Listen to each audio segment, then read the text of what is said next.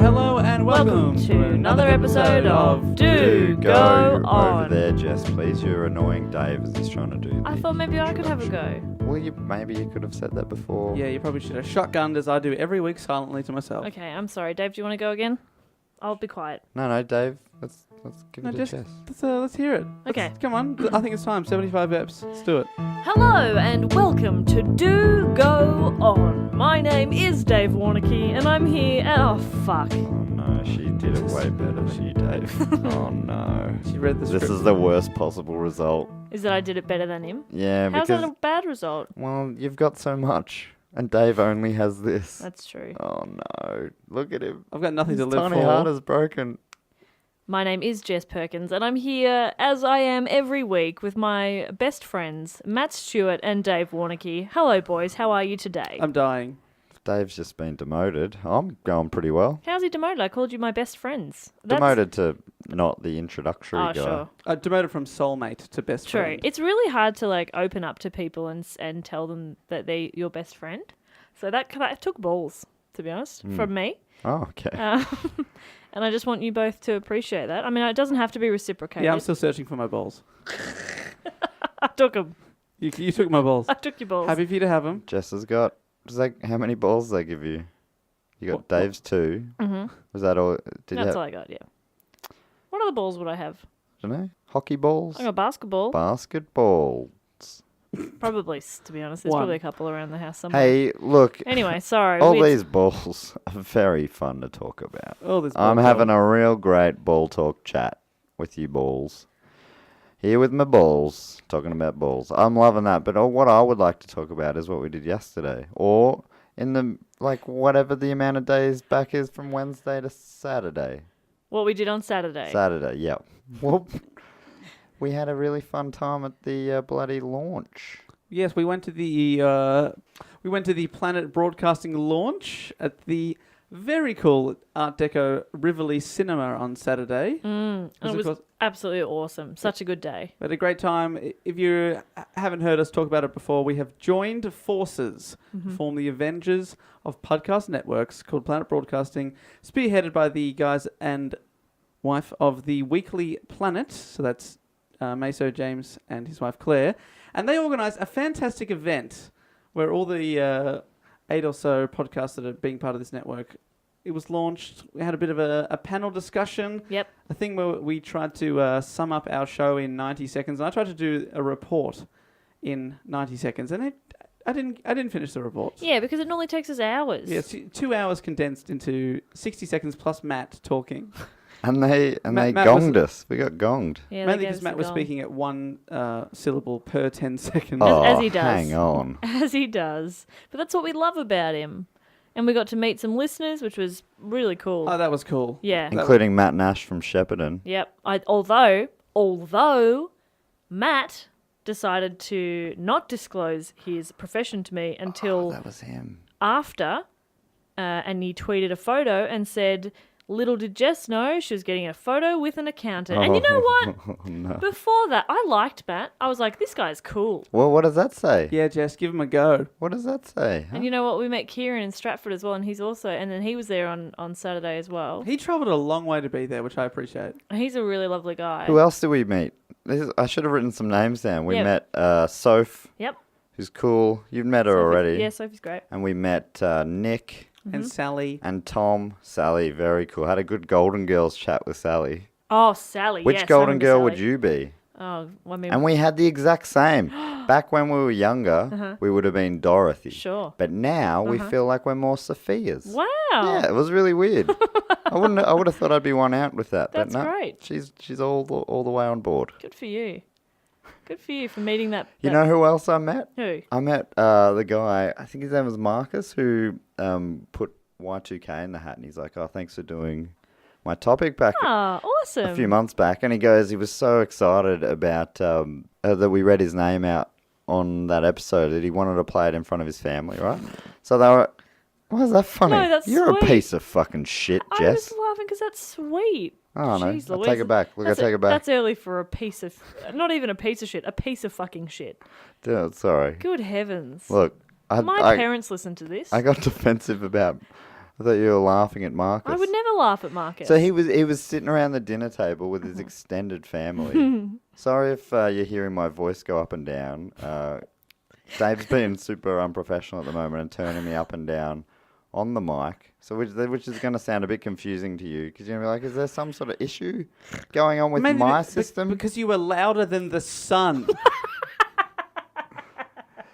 You're the one on the dials. What are you? I'm Matt, just talking normal finish levels. your No, you're story not. You're about being Marcus. loud. Finish your story about Marcus. So Marcus, it's Sitting on the table, extended family. oh, you What? fucking fucks. This was a really nice story. Yeah, and I want to hear it. I want you to just hurry up and hear it. So they were sitting around the family dinner. Nana was there. Everyone was there, That's right? nice. And he's going, I'm going to play this for you. And they're like, what a podcast. Yeah. Why do we care?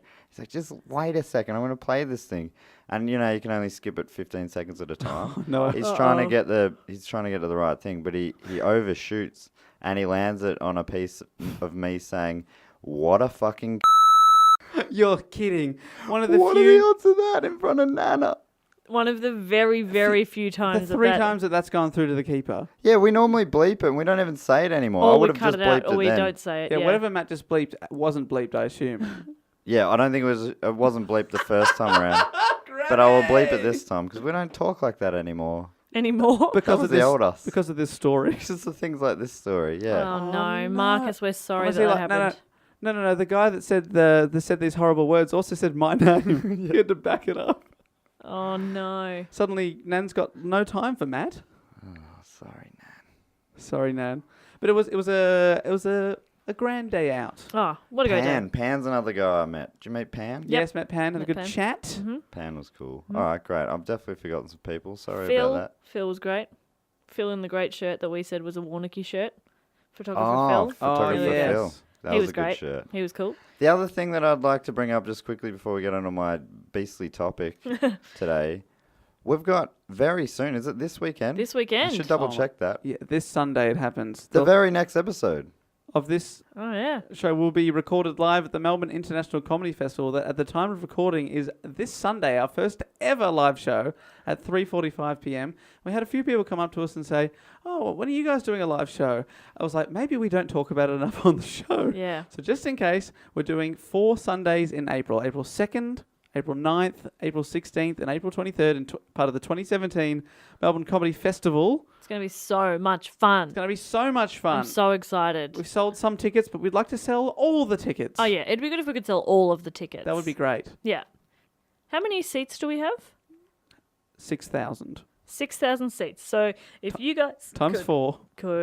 if you guys could just all buy tickets, that No, would it be is. great. It is a relatively small room, and some of the later shows, especially the middle couple of weeks, are selling quite well. But the first one, we need a bit of confidence up our sleeves. You know what I'm saying? Yeah. To keep us going through the other shows. So it'd be great to hit the ground running. Jess, you'll be reporting. I will be so reporting. come support your favourite member of the podcast, Jess Bob Perkins. Unless I'm not your favourite member of the podcast, which is totally fine. Obviously, comedy Then is come the subjective. following week and support your favourite member, Dave, not Bob Wanakee. Or if that's also not your favourite, I don't know why those two wouldn't be, but if not, you can come on the third week and see Matt, not Bob Stewart, do some sort of fucked report. And Hey, how did you and know? he'll probably write 5 words of it and then just riff the rest of the time. No. Do you know what I'm going to find very interesting is that, like, we obviously all have a lot of fun in this studio, Obviously. but we are also all stand-up comedians. So you put us in front of an audience and it's like, oh, baby. So I'm interested to see what it's going to be like. I mean, maybe not you guys, but me especially. I'm going to be playing to the audience a lot. I'm not going to be able Lot to of winking. concentrate. Oh, so much winking. Oh, I'm going to utilise my face. Yes, I'm For the excited. first I'm time. so excited for people to see your face because your facial expressions are great and Matt's act outs are very good. And it's going to be in a pub. So Yeah, beer will be there'll be right there, beer. literally on tap. Yeah. Yeah, like several tabs. So Never thought of it like that. it's gonna Oh. be so much fun. It's so great, and afterwards we can meet you and then talk about you in the week after that. It'd be great, just like we did at the start of this episode. Yeah. What a funny cycle we're getting ourselves But it was into. so great to meet people out on Saturday, pardon me, at the launch, and we Yeah. hope to meet more people on the next 4 Sundays. Please come along. Come, comedyfestival.com.au for tickets. That is right, and also we'll be tweeting out the link a whole lot on all our social media. So come Yep. along.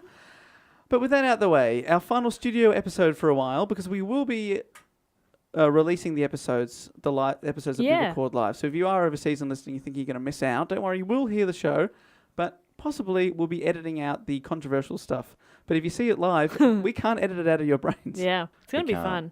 We won't. Because I won't do it. I won't do it. I refuse. Because contrary to some Facebook messages, we do edit this show a little bit. A tiny bit. We have learnt to edit. Well, we're learning to edit.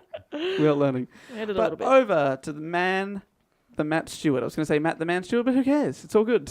Hey, Maddie. I answer to both of those, unless we're in a crowded room and you say that, and I'll assume you're talking to someone else. If I yell out man, you'd... I'm assuming you're talking to Vince McMahon or some other Well, man. Anthony the Man Mundine, Yeah. the Aussie boxer. Also, someone else called man. Jane Mansfield. There we go. Marilyn Manson. Ooh. Oh. I want to just go straight into the people who suggested this topic Topic. on Twitter. Twitter. Oh, So- it says multiple. It's a popular one. Also, yesterday, a few people, or one person, said, hey, you did my topic. Another guy said, you did my topic one time. I was so excited about it. And he goes, it was the Bermuda Triangle. And I'm like, oh, I'm so sorry. No. Yeah. That was the one I was particularly drunk on. Barbados. And then he said that I forgot to read, I read out some names, but not his. I'm like, oh, fuck. I mean, it feels like that episode more than others that I have an excuse. You know, I was Yeah, because it was a lost. bad person. And also the ideas were lost in the Bermuda Triangle that week. So That's right.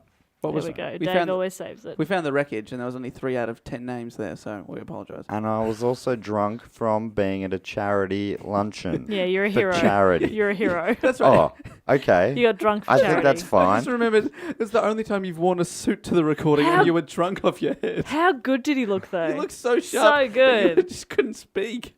It was so good, though. That was a fun time. I hope that happens again one day. Anyway, so the What were you at to the live show? oh, well, that's a good question. I might put that up to the vote. Okay. That is Oh. a good question. Vote for Matt's on the Patreon. Vote for Matt's outfit to the first ever live show. Can we have That's like? real good. Can we do that? benefits. Can That's there fun. Can there be a wild card like a flamingo costume or something? Yes. Oh, you know what do that's you what reckon's that. You gonna get know voted that's for? what they'll vote for. I'd vote for that. I'll get on and vote for it. So the people who nominated this week's topic, Will White at Will O White 95. It makes sense. It's just an O. Oh, doesn't matter. And also Echo at Echo Watkins. You're a mess. So thanks to both of you. I'm very tired. It's been a big week. I know, buddy. in I know. footy. Let's get through it. Okay, great. So the question, we always start with the question. We do. This week is it's almost as like Dave wrote it because it's very confusing as a question. Is the answer Japan? So this week's topic has had 5 feature films made about it. So it's quite a big, well explored topic. Indiana Jones. Narnia. Harry Potter. I'll give you an extra clue. Yes. A key character from this story has been portrayed by the 5 actors he's been portrayed by. Ooh. Wilton Power, which I don't know. I was going to say, if that's a clue, That go is- fuck yourself. Okay, he was from that was the first one. That was a silent Australian movie which has been lost. Lost to Australian. the ages. So this is really old. Yes. Australian, maybe? Also Errol Flynn in his Oh. first on-screen role. Oh, okay. Oh. Clark Gable, a Oh. Hollywood legend. going back a while. Marlon Brando and Mel Gibson. What a fucking lineup! Apart from the guy I hadn't heard of, Oh, those it's, other 4 are like it's Lethal Weapon. Yeah, is it Lethal Weapon? Is Riggs. it Lethal Weapon? Riggs. I'm Yeah. too old for this shit. Yeah, it's Lethal Weapon. Is it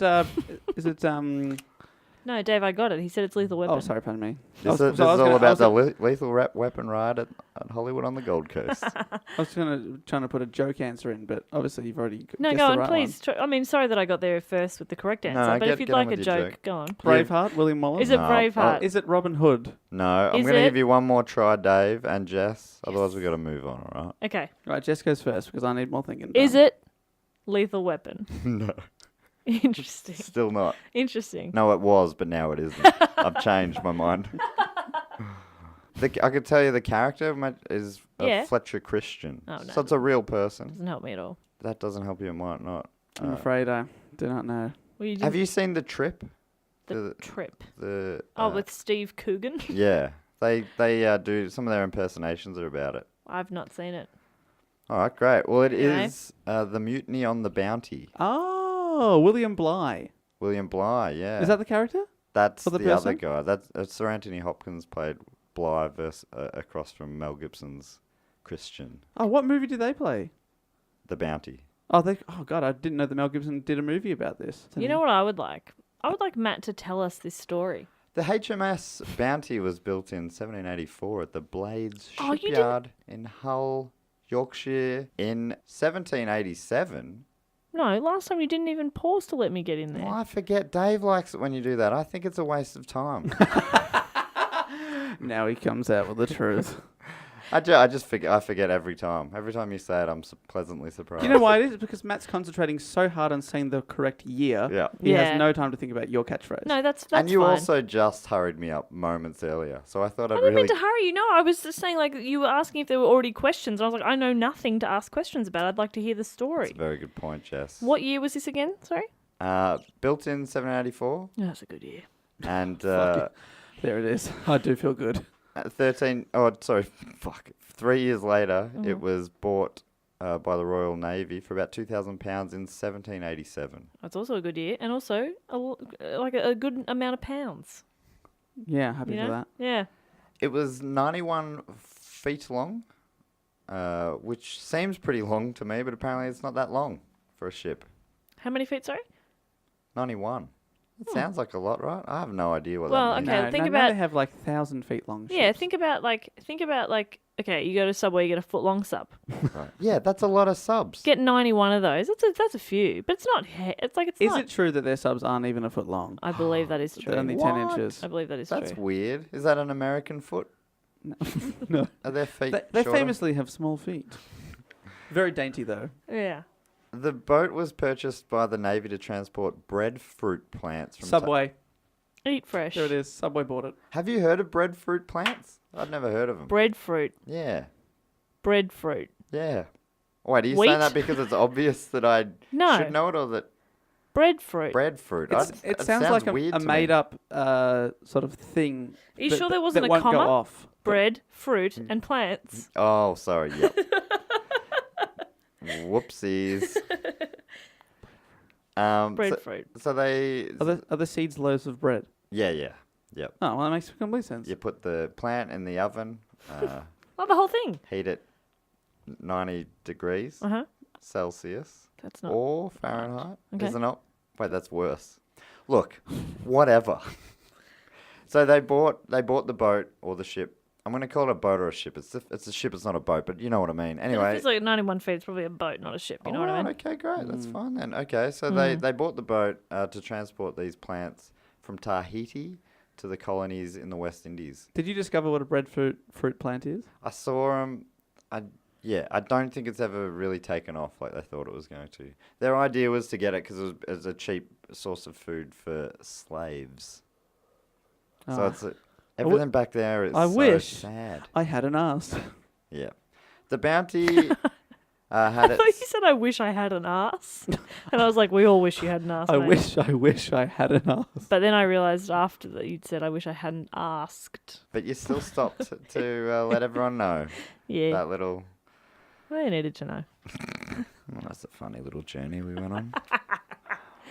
The Bounty had its captain's quarters converted into a greenhouse for the plants. Oh. Oh, the captain would have been fucking pissed. You just graduated to be a captain. You've You lost don't even your get house. quarters.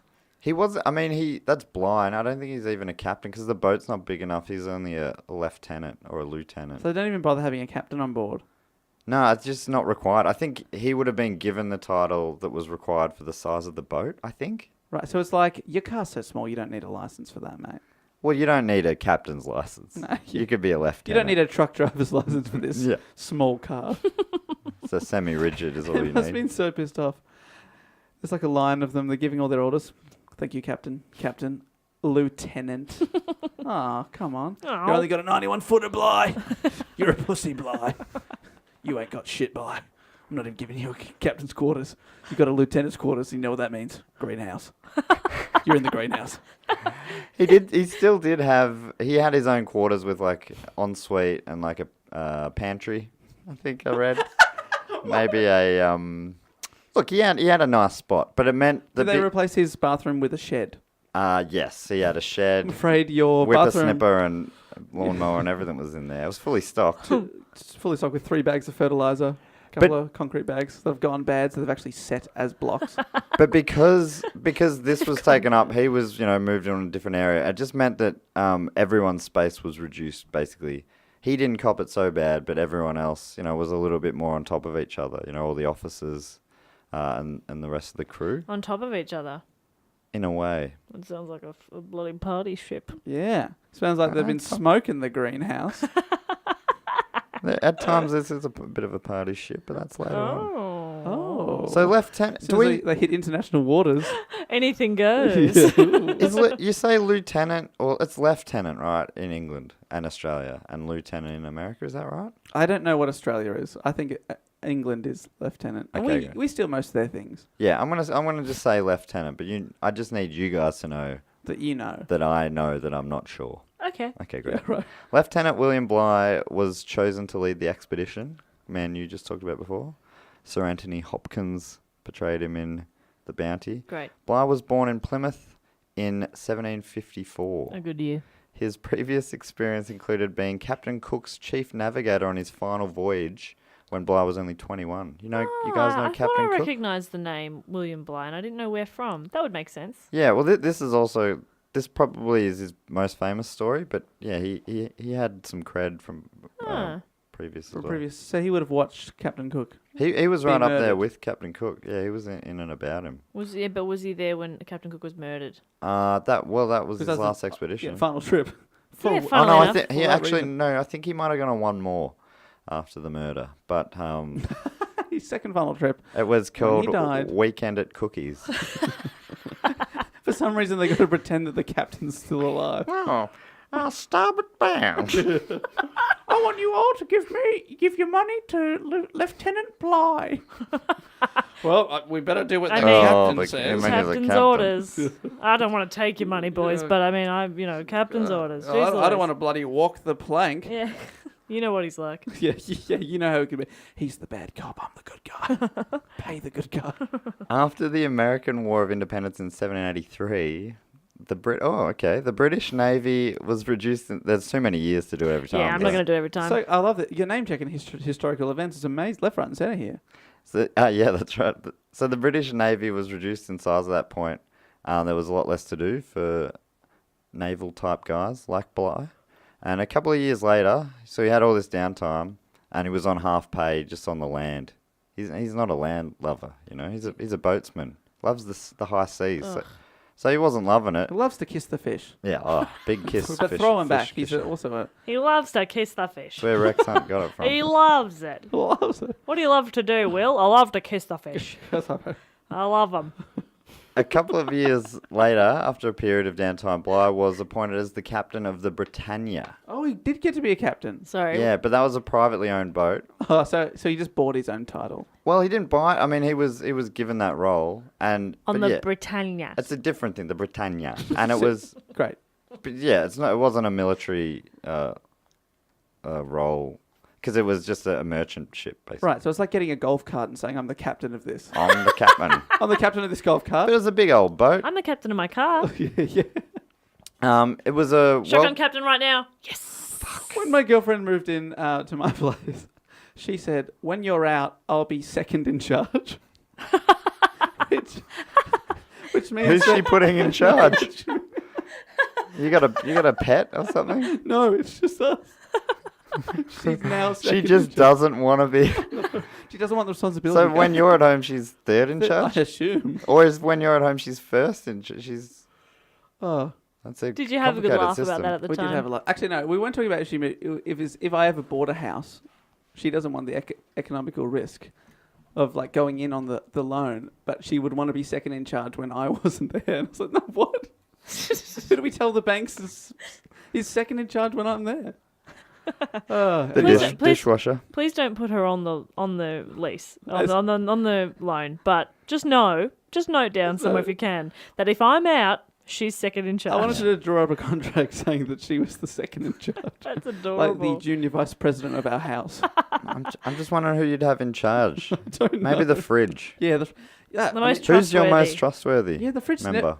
I don't trust my fridge at all. but it It's never turns so off. It's got shit. like Yeah. fridges can be on for 25 years and not go off. Yeah, but mine, it's like if there's an issue with the seal or something, and sometimes I don't think it's closed properly, and it really annoys me. You can't put the seal in charge. No, the seal can't be in charge. Can't be trusted with the fish. It keeps kissing them. It loves the fish. I love to kiss the fish. It was such a weird thing for you to say. Is that a thing that people say? I've never heard it, but I've coined it. He loves to kiss the fish. What does that mean? And Captain Cook's like, "Hey guys, I want you guys to everybody give a fish to Will, to William to Bligh a Bligh. kiss." He loves it. Oh God, I guess we better do what he says. Better give me a fish, everyone, or I'll be walking the plank. So on the Britannia, he was getting paid well, but it wasn't really what he wanted to do. He wanted to be out there working for the Navy, Britannia. So after a couple of years working on the Britannia, he took a job on the Bounty as the lieutenant, and it was a much more prestigious job, but the pay was a big drop. It was less than 20%. Whoa, of That's the pay, interesting. which is a crazy pay cut to take. But obviously that just shows how much he wanted it. To kiss the fish. and is it true that Well, I mean, the Britannia Britannia. had fish too, so it's more than just the fish for him and the kisses. is it true that the It's nothing more to me than kisses. Fishy kisses. I love a fishy kisses. Is it true that English ships get their names from whatever your favourite book is or your favourite chocolate bar? Yeah. So if you like to read the Encyclopedia Britannia, close enough. Britannia. Or you like to read eat the Bounty chocolate bar. That's Or by if you default. like to eat the Britannia chocolate bar or read The Bounty, which is a book about this story. But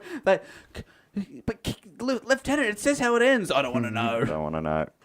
The plan for the Bounty's journey was to sail the Pacific via Cape Horn, pick up the breadfruit plants from Tahiti, Cape Horn. go west across the Indian Atlantic Oceans onto the West Indies. Completing this journey would have the Bounty circumnavigating the Earth. That's a big trip, guys. All the way round. All the way from Cape Horn, baby. All right, get on at the horn. Get on at the horn, then get off at the horn. There it is. He did it. I like it. Many of Bligh's crew on the Bounty were personally selected by him, men who he had worked with on the Captain Cook voyage and kissed with the fish. Personally, yeah. And Kiss me, then the fish. I'll tell you who's better. That will be how you are ranked on this ship. So some of them with Captain Cook and some of them he knew from his time on the Britannia. Thank you. His crew included Fletcher Christian, a 23-year-old man from a wealthy family from northwest England. Though Christian's upbringing was comfortable in terms of money, he did do it rough as well. His father died when he was only 4 years old. Christian, that is, not the dad. And He died at 4, but he was very prolific in the bedroom. and by his teens, He spread his seed far and wide. Okay. the father was the breadwinner, so to speak, the breadfruit winner, and he, after he died, the family went bankrupt in Christian's teens. So he had been wealthy, then they'd lost it all when the dad was gone. Yeah, it seems like for such a well-documented thing, even all the characters in this have there's real varied stories about them all. Right, so I'm just going off the ones that I read the most of. In this case, funnily enough, I know I always give you shit about Wikipedia, but Wikipedia seemed pretty good. There you go. There you go. So lost A all little the money. shout out to Wikipedia. Yeah, if I had to name my ship after what I read, I'd call it the Wikipedia. So he started getting into sailing. That was Yeah, a way he wasn't. I think Oh, he so we're wasn't talking able to about afford Fletcher. university, because whereas his older siblings could. But So the money ran out that quick. yeah, well, it ran out over 10 years. I mean, so his parents, there was enough money to get some of his siblings through university, but not all of them. So he started going on the boats. He saw that as a way of making a nice career. And he was out with Bligh to the West Indies a couple of times on the Britannia. Britannia. And in that time, under Bligh, he learned how to become a skilled navigator. Oh, he'd be handy on road trips, wouldn't he? Oh, very. Hand I him the reckon map. he could get around a sat nav, I reckon. Remember that brief time sat navs were a thing? Remember the time before sat navs when you had to use Melways. There's still Melways in my car. I mean, it's obviously completely outdated. And Melways, of course, standing for Melbourne Ways. It's the Melbourne-specific map. Yeah, it's a book. Yeah. But I've still got one in my car as well from 2007. My dad gave it to me for my, 17th birthday. Yeah, I got mine when I got my first car, so mine would be a 2008 or a 2009. God. How good. And I've had a few friends laugh at the map, but one day I reckon it's going to save me. I agree. The crew were quite young on the Bounty. Most were under 30 years old, and there was a couple who were sort of late 30s, but there were also a couple of teenagers, a couple of 15-year-olds. Bligh was 33 at the beginning of the voyage. So imagine being that old. But obviously relatively young for the guy in charge of the boat. Death awaits. It's so near. Imagine death being that near. It's pretty near. I imagine in the 1780s it is pretty near at 33. But even now, at 33, you'd think you'd just sort of sit and wait for death. Yeah, Matt, how old are you again? I can see a lot. Yeah, go towards it, Matt. After frustrating delays due to the weather and awaiting orders, they set off in late 1787 for Tahiti to pick up those mother flippin' breadfruit plants. I'm sick of these mother flippin' breadfruit plants on this mother flippin' ship. The dodgy weather and delayed start to the journey made the success of the planned route via Cape Horn less likely. So Bligh, thinking ahead, he asked his superiors, hey, if it doesn't go well, can I go around the Cape of Good Hope instead? Which is obviously a much more hopeful sounding name. It's got hope in it. I like that. And they said he could, if need be. Bligh was a strict disciplinarian, possibly learnt serving under Captain James Cook, who I mentioned just before. But early in the trip, he reported no need to enforce any of that discipline, and he wrote, both men and officers tractable and well-disposed, and cheerfulness and content in the countenance of everyone. Language was so weird back then. I have no idea what that meant. Everyone else is what that means. That's new language for you. I took out the A for expediency. What does it means? What does that means? And it sounds like they should have been happy because he replaced the traditional Navy system of 4 hours on, 4 hours off duty into 4 hours on and 8 hours off. Okay, that sounds like they get to the final set of 4 hours and there's no one left. Hang on. Uh-oh. The poop deck is very empty. Everyone's in their hammocks. No one's swabbing it. This has gone horribly wrong. I'm back to the green room. Bligh was keen to keep the crew happy, and there was no real trouble early on, apart from finding out that the ship's surgeon, Thomas Huggin, was a drunk and a bit of an all-round loose unit. Oh, he was just amputating things that didn't need to be amputated. Come here, I want your toe. There is all right, you're the surgeon. There's nothing too important in the story about this guy, but I just found that's an unfortunate guy to be a drunk. I know, that's your surgeon. Worst that's one. A guy you want with a steady hand and a sober heart and mind. Bligh and Fletcher Christian's relationship continued to be warm, with Bligh really taking Christian under his wing. They sort of had a bit of a father-son relationship, bit of a mentor-mentee thing going on. One's 33, one's in their 20s. 23. Interesting. Yeah. Imagine... Father-son, yeah, it is a young dad. He was only 10 at the time, obviously, Bligh. Yeah, but Fletcher, whatever his name, his dad was only 4. But he had he had very strong swimmers. Oh, yeah. They wouldn't stop swimming. Wow. So, and I watched a little doco about it, and they were mentioning how also Bligh only had daughters. So he wanted a son to show the ropes. It sounds a bit like he chose, though. Christian. I only have daughters. Yeah. Oh, you have a son? Ugh, I only have daughters. I only have a Porsche, and I only have daughters. Oh. And he, so there was sort of the way that guy was saying it. This who was a distant relation of Fletcher. He's like, it was a perfect matching of a man who wanted to have a son and a boy who didn't have a dad. I love when people find out that they're related, but distantly to a famous person. It was like a direct descendant. Like I think he had Christian was his But surname. then they always talk about them like they know them. Yeah. It's like, that person died 250 years ago. Exactly. He's You in don't the You know. don't blood. know them at all. You don't know it all. You're making an assumption, and it could be true, but they could have also just been mates. They could have got along. Just the thing about... I went into a French accent then. That was unfortunate. Is that what that was?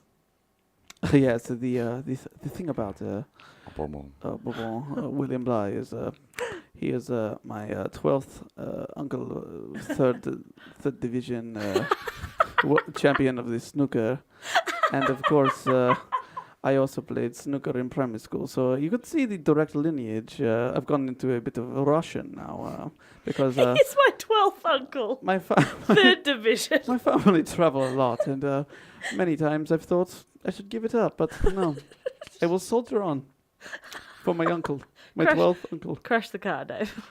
Oh man, I've been dead for 4 minutes.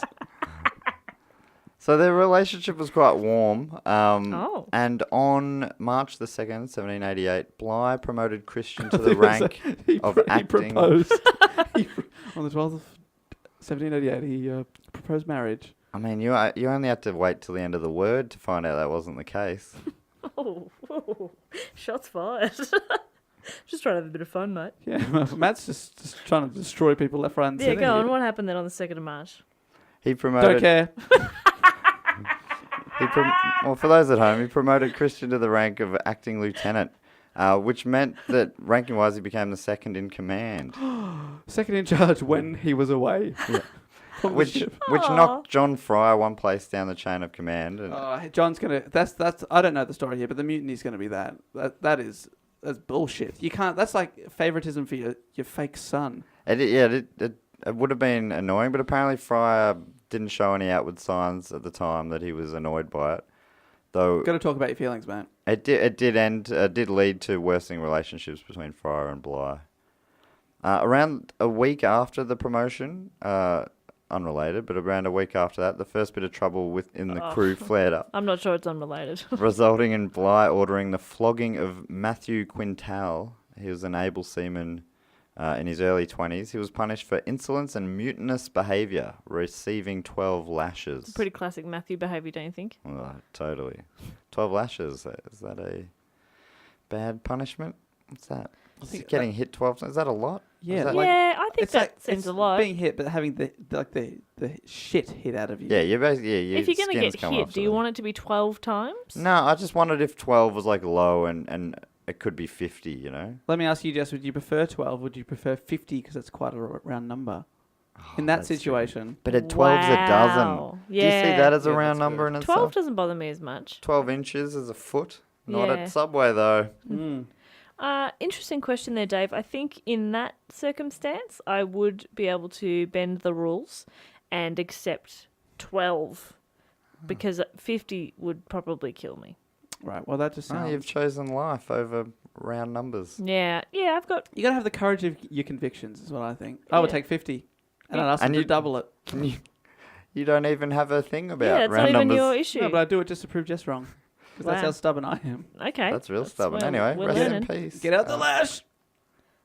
In April, the ship sailed towards Cape Horn, which is like down south of South America. Yeah, it is. But some of the most full-on weather Bligh ever experienced hit them there. They had some bad weather in Cape Horn, did they? They What did. kind of weather? It was very horny. Yeah, baby. So some of the most full-on weather hit him. They were trying to get around, so they're trying to get up and around, or down and around the Horn. Down around the Horn. Man, there's so many times I've been trying to navigate the Horn. Trying to get down, then I'm around. Suddenly I'm upside down. The Horn. And no one's had a good time. No one. So they time after time they're pushing Oh. to get down, pushing to go south and around the Horn, and they. I did not foresee And it this was being getting an a- issue. And it was, Really? it was getting a little windy down below, was it? God. You shouldn't have a curry. What? It's not good date food. Like a Dave food. No, date food. Date food. It's date night and you're having a curry. Oh, no, big mistake. All right, Dave. All right, mate. We're talking about a ship here.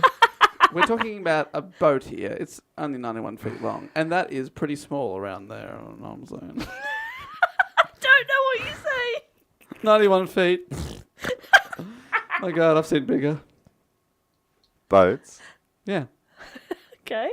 Yeah, it's amazing how over time they've improved. But so they were actually trying to go south and around, and time and time again, they were getting pushed back by the weather. At one point, 2 weeks after they were trying, they were further north than when they started. Oh, my God. So Because of the wind. Because of the wind. Impossible. Because of Dave's curry, I guess, somehow. Somehow. I So- repeat, know what I'm saying. No, I don't know what you're saying. So they were trying for weeks, and but to the delight of the knackered crew, Bligh decided to go with Plan B, and they sailed for Cape of Good Hope, which is south of South Africa.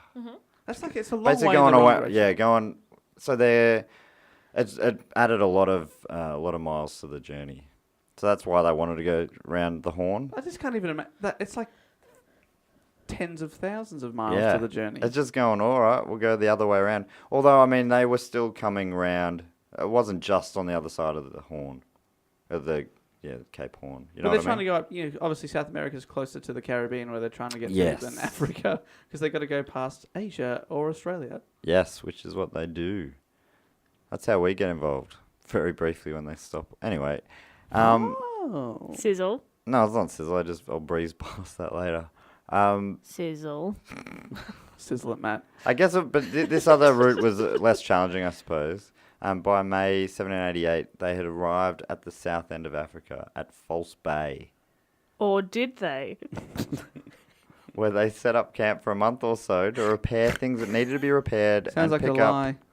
pick up some food and drink from the shops. After which they moved on to Truth Bay. Or did Which is they? a lie. No, yes, they did. They did. While at False Bay, Bligh lent Christian some cash. Uh-oh. Some think that this was the cause of some tension between the two. Casino. What? Yeah. What are they spending? Obviously, they've stopped so they can buy things. Yeah, they were there for a couple of months. So, it was a nice gesture on Bligh's part, but apparently Bligh didn't miss chances to bring it up. So it became a bit of a not one of those. hey, you having a good day? Yeah, feeling like Did you buy that little shark tooth necklace you got there? That's pretty cool. Yeah? Sure. Where'd you get the money for that? Oh, from me. That's interesting. You're welcome. That's cool. No No worries problem at at all. all. Cool shark tooth necklace. Shocker, bro. From False Bay, loaded up with goodies from the supermarket, the Bounty forged on with its journey. They got Pringles. They got a Gatorade. Ooh. They got some bananas. Low GI. Potassium. Oh, that's good. Energy. You won't crash. Energy. Muesli bars. They're good for the pocket. Yeah, and again, like low GI, just a good snack. Good snack. Totally. They got some fish. They kissed them. But who paid for that fish? Oh, no. Oh, that's right. Me. I paid for your meal. I can see how that would grate on you. But it was a sweet harmony. Is it a harmony if one person does it? It's a Hey, solo harmony. it is the way Dave does it. A one-man orchestra. I don't know how you do it. He's a beautiful angel. He's a songbird of our generation. I've been called worse. Worse than the songbird of your generation? Hard to believe, I know. Hard to believe. I was once called the songbird of my year of birth, which is much worse than a generation. Fuck. It's true. That is a good point. So their next stop was Adventure Bay in Tasmania. Fuck yeah, Adventure Bay. Oh, that's much better than They got Australia. trampolines. They got mini golf. They got rock climbing. They got Now you can start using Bligh's money They've to got- great effect. Oh, that's so good. kayaking. Oh, they got a Ripley's Believe It or Not. They've got a Ripley's Believe It or Not. Bungee jumping. Bungee jumping. They've got a high rope course. They've got the snooker hall where my 12th uncle learnt to be. One of those sex swings. And a flying so- fox. a lot But of you stuff. can actually, for a little bit extra, you can ride the flying fox into the sex swing. Yeah. Oh. Which they call the Cape of Horn. That's not it. Is that Cape Horn? Cape of Horn? Cape of Horn. Well, it's a little different. It's a trademark It's a thing. trademark They can't thing. call Cape it of Cape Horn. Horn, so they have to call it Cape And you of have to Horn. wear a cape. Which honestly I prefer. Cape of Horn. Yeah, It's more to the point. it is. They do. Even though it's Small words. small words somehow. Is he borrowing money just to get T-shirts at all these destinations? So when he goes home to his wife, he's like, check out where I was, baby. Tea towels. And Adventure Bay. Established 1787. That sounds fun. Let's go to Adventure Bay. All right. All right, let's First do it. live show, Adventure Bay, Tasmania. Down in Tassie, where Dan Hart first bugged me about you doing a Simpsons episode. Oh, he must be very happy. And we never even mentioned him on the episode because it was the Golden Hat one. Well, good job, Dan Hart. You did it. Well, Sorry that you had to wait halfway In a through lot the of- next episode to hear it. Well, in a lot of ways, he didn't do it because the pressure on Dave to do Dan's topic was building up Building. over a year, and it was only when But what do you mean by that? it's only when the Golden Hat struck. That's right, but thank you. You couldn't give a shit about Dan Hart's suggestions, obviously. He's the Dan Hart of the podcast. I've said that many times. Love you, Dan Hart. You say he's I get it, the heart of the... Okay, that took me a sec, and I'm embarrassed I had to ask the question. So this leg of the journey took around 7 weeks. To go from Africa to Tasmania, you mean? Yep. That's pretty good time. They hung out in Adventure Bay fishing, Kissing him. Oh, collecting water and timber, Kissing and just them. chilling out for a bit, Kiss the timber. recuperating, Kissing the recuperation. etc. There was a little bit of tension building with Bligh having to assert... Sexual tension. Sexual tension. yeah. There was a little I'll bit of lend you money. tension building in Bligh's pants, and The Cape of Horn was in his pants, am I right? he could go a jolly rogering sometime. That's like a boating thing. Dave, am I wrong? That's true. The pirate flag, the skull Thank and you. crossbones, is often called the Jolly Roger. Oh, yeah. Thank you very much. Well done. But if you see one, run into the ocean and swim home. Turn your GPS on and follow the direction. So yeah, there was a little bit of tension building up, and Bligh had to assert his authority over his officers when they were. There was increasing discontent. In one instance, Bligh withdrew rations from the ship's carpenter for refusing to follow orders.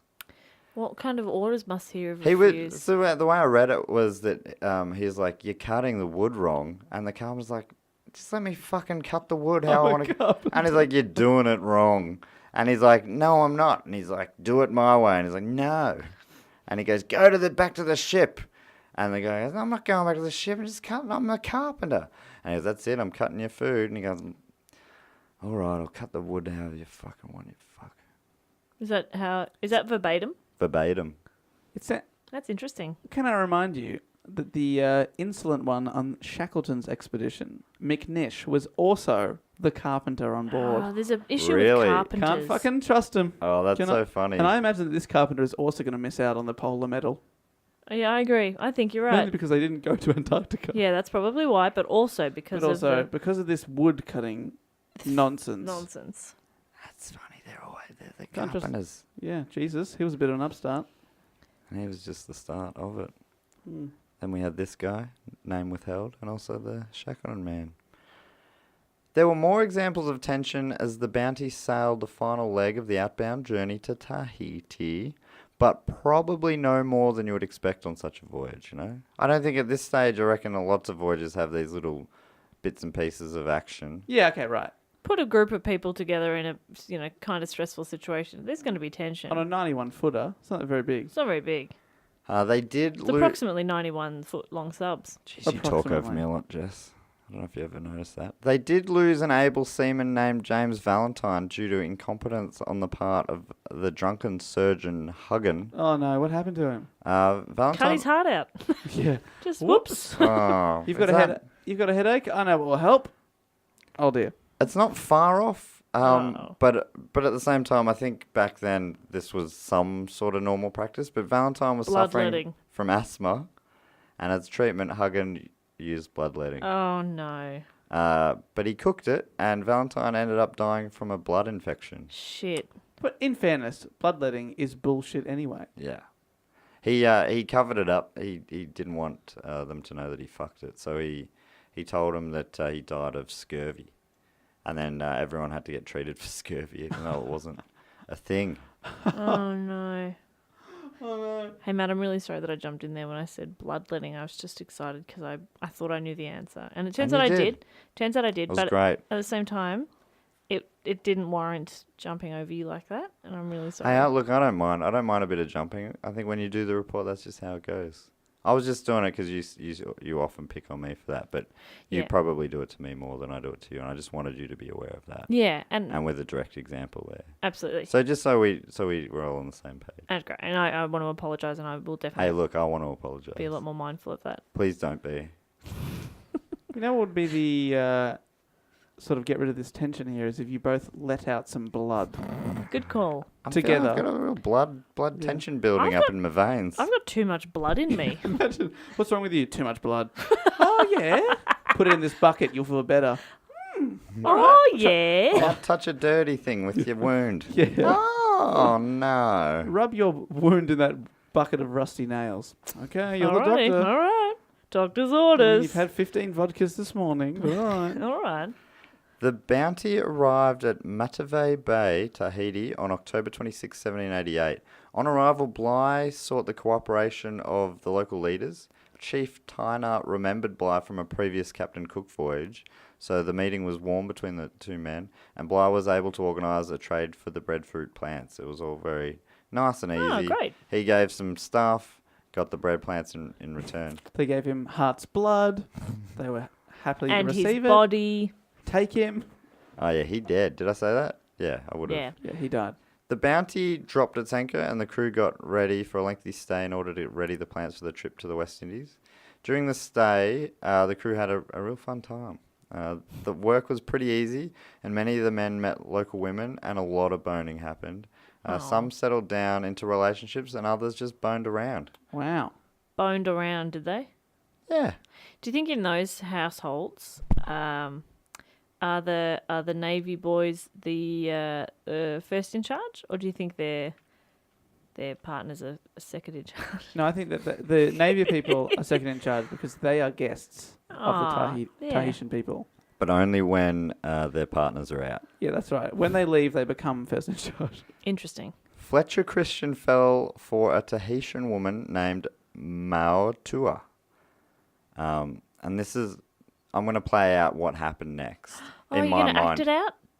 Do you say Yes. in your mind? In my mind, I'm going to do it very quietly. Let's No, all right. I'm going to do it out loud. Thank you. Interesting. So this is sort of how it went. Let's see if you guys think this is good or fucked.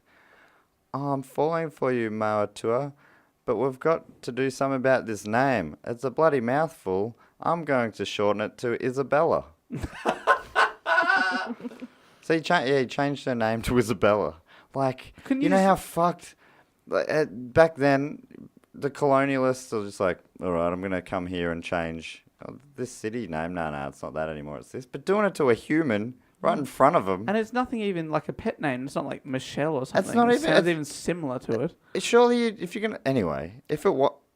And do you know where he got the name from?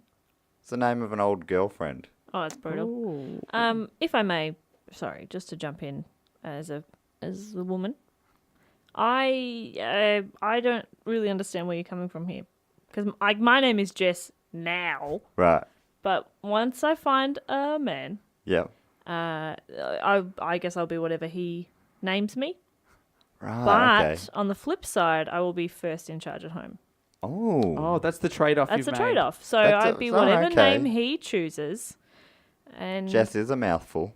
yeah, Jess, Jess. Jess, So yuck. does Yeah, a girl be like well. this? Hi, I'm Dave. What's your name? What do you want to call me?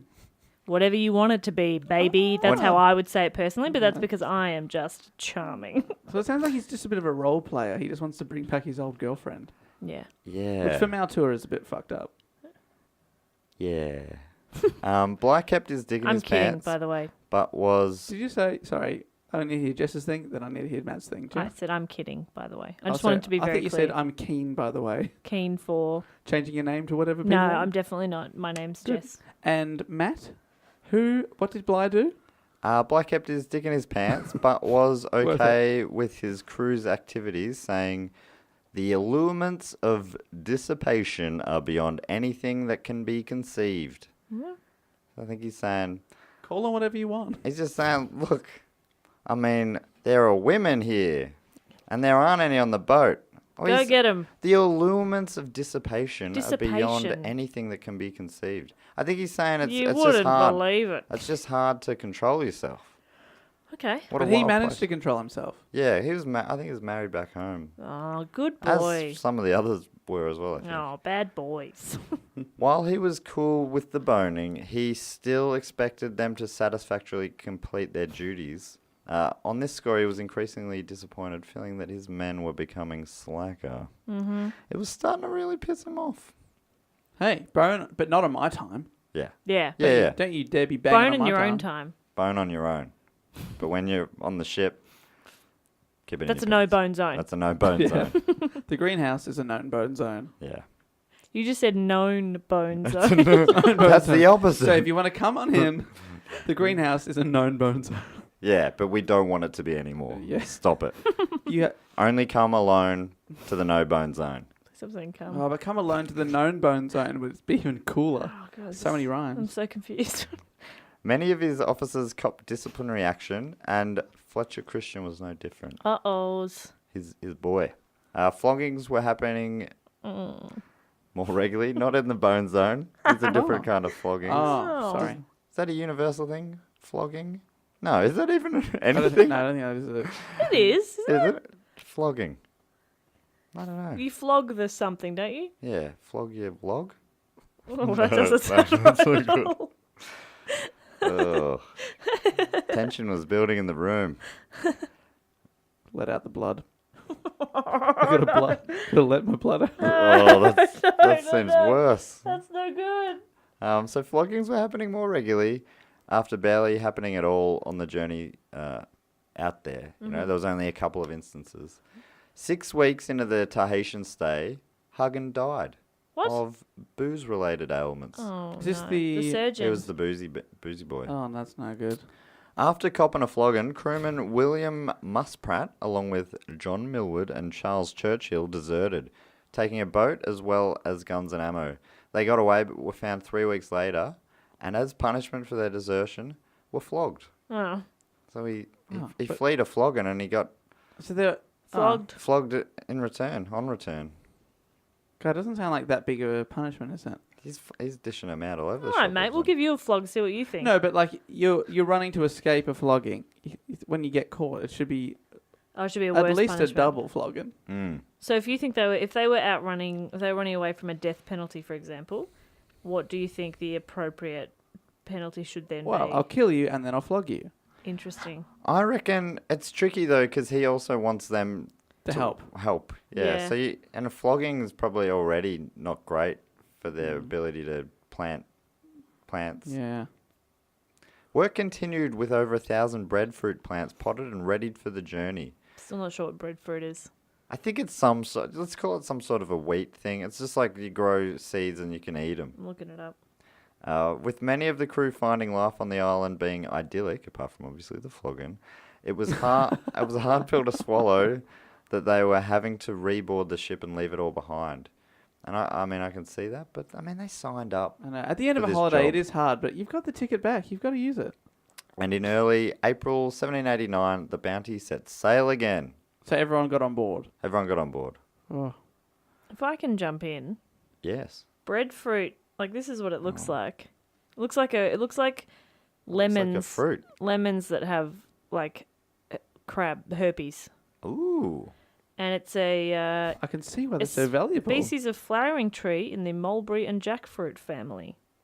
So it's not. It's got nothing to do with bread. But it does have something to do with fruit. There we go. That's the Bay of Truth versus the Bay of False. I wonder why they were so into breadfruit. And the Bay of Adventure. Eating one of those would be an adventure. Very interesting. There you go. Sorry. Despite the crew's disappointment in having to leave, I'm glad you cleared that up because what I said was wrong. It's not. It's not wheat or. It's anything to do with I bread. think I jumped to that conclusion. Fair enough. Look, you're only human. Thanks, Jess. Despite the crew's disappointment in having to leave, prominent historians say that they were not yet considering mutiny. Is this the distant relatives, I imagine, are Yeah. like commenting on people Well, that I mean, in a way, we're all died distant 400 years ago? relatives. Yeah, I think they're going off books and stuff. People keep journals back then. I wish I did. Back then, yeah. Yeah, we wish you did too. Imagine all the things I could remember that I did. Flogging, boning, potting. Etc. Etc. Imagine the 3 activities that these The men main big ones, yeah. Over the following weeks after setting sail from Tahiti, Bligh became more brutal with his treatment of the crew, and some say he was also becoming a little more paranoid. 2 or 3 weeks after leaving Tahiti, they arrived in Namuka, in what is Namuka. now known as Tonga.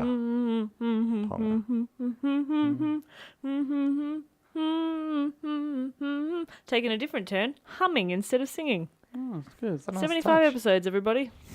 It's a new chapter. These were the humming years. Never look back, she said. Never look back. Bligh gave Christian the difficult task of going ashore to get supplies from the locals, but they were a little bit hostile to him. He came back empty-handed, and Bligh called him a damn cowardly rascal. Oh, you rascal. Oh. You rascal. Yeah, rascal softens it a bit. Rascal's cute. Damn cowardly rascal. And then he ruffled his hair. Yeah, and then he gave him a treat. During this time, when they were anchored there, an anchor, I guess not the main anchor, was also stolen from the ship, thought to be by the locals, resulting in Bligh berating Christian further. Bligh also accused Christian of stealing coconuts, then punished the entire crew for it. Wow. Right. He did it. Now you all get flogged. Yeah, so Sounds a bit like he's enjoying flogging. Yeah. yeah, he's starting to get a taste for See it. the flog master? He's the flog Does he master. do the flogging? Nah, he doesn't do the flogging. But what about the person who does the flogging? Imagine if there's one Someone's got to flog guy. them. What if there's one guy who's just his main role is to flog? They'd all hate him. But then he gets in trouble. He's got to flog himself. I reckon about, don't worry, Larry, we know you're just doing your job. Do you reckon? I reckon. That's nice. Nothing personal, mister. Because you know what happens if Larry doesn't flog? He just has to have the day off. And Can't have that. he loves to work. He loves it. He doesn't love to flog, but he loves to work. Yeah, he's got and a good- flogging is working, so it's a confusing dichotomy. Yeah, But he struggles. the tough treatment was starting to get to Christian. Christian. He was considering doing a runner. Well, not a runner, because obviously you need to get in a boat. More of a floater. He's going to do a floater. He's going to do a floater. That doesn't quite work. But when some other members of the crew found out his intentions, they convinced him to stay, as he would have the overwhelming support of the crew to take control of the ship from Bligh. This is what he was being. Someone read his diary and he's written, I'm thinking of doing a floater. And someone was like, I read what you wrote. I think you're a very brave boy, but you have to stay. And he's like, Collins, we've been through this. Stop reading my diary. Stop it. I hid it under my pillow. I didn't think you'd look there. It was one of these guys who was trying to tell him that he would have support if he looked to mutiny.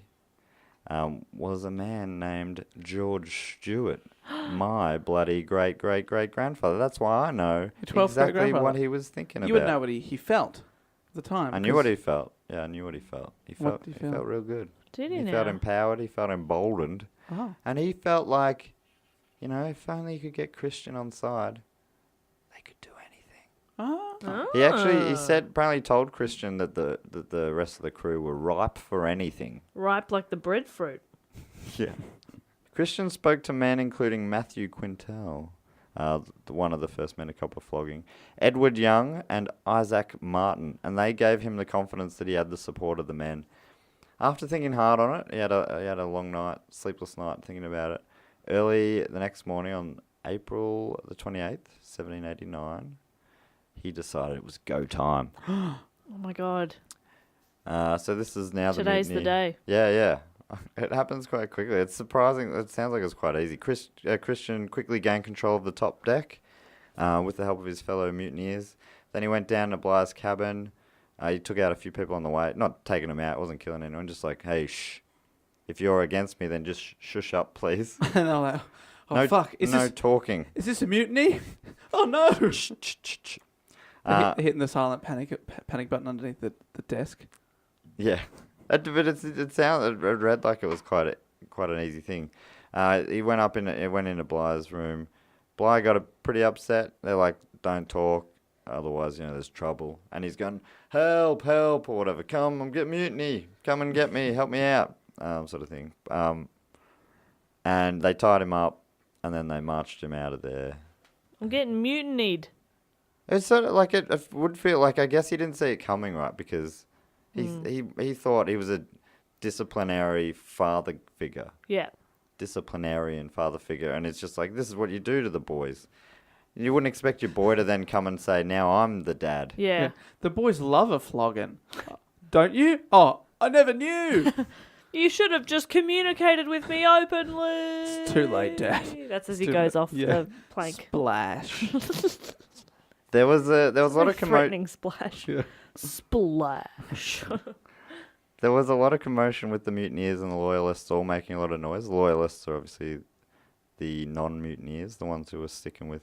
Mutineers would be a cool Bly. band name. It's got to already be one, I reckon. I'm thinking It's of too cool already. Lumineers. Yeah, I was thinking Lumineers as well. Are they cool? They're pretty cool. All right.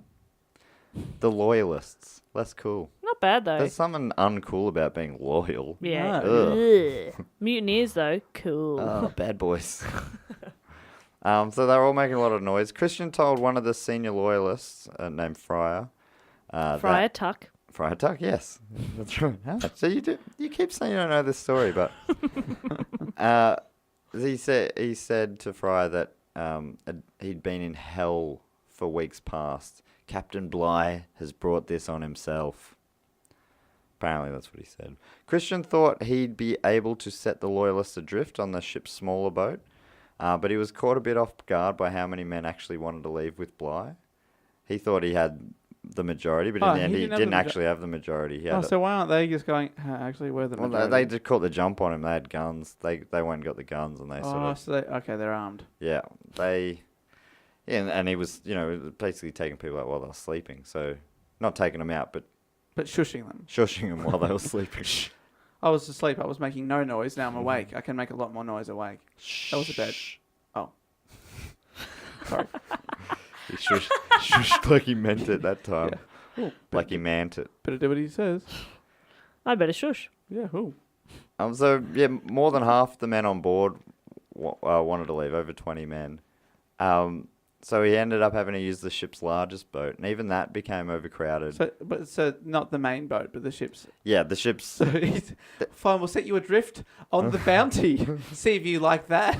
As they're drifting away on a small lifeboat, he's like, "Oh fuck!" And also, this has not gone well. Also, we packed it full of yummy food, so you're set for ages. Yeah, and we left the cannons, the guns, and all those plants you can sell for millions of pounds on board. See ya. Oh shit. Oh no. Millions of pounds.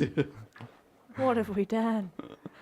They went over to get cheap food supply, but that cheap food is worth millions. No, what have we done? We went over to feed slaves, and we all ended up as being millionaires. Accidental millionaires. Oh no! That's the best kind of millionaire. Because they respect it more. They appreciate it. When you're accidentally a millionaire, you don't take it for granted. So even the big boat was overcrowded.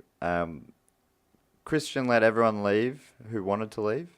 Do you get the feeling that it's like a shitty rowboat, or it is like a boat that they could feasibly get home in? No, yeah, there's a sail on it and stuff like that. Oh, okay, so they're not leaving him to die. It's a small boat, but yeah, he's given him he's like, after letting him go, he had the thought, he's like, there's a chance they might make it back, so I've got to be aware of that.